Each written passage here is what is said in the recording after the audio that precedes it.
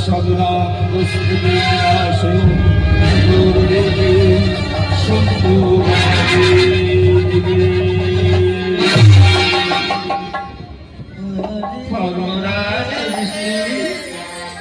গদায়ার কবি বীর শ্রেষ্ঠ অর্জুন নকুল সহদে অসময় মনে কেন করেছে আহ্বান সখাগণ তবে কি পাঞ্চের বংশধর করিয়াছে বিপদে হে জনার্দন হে যশোদার হে ষোলমোর বাড়ি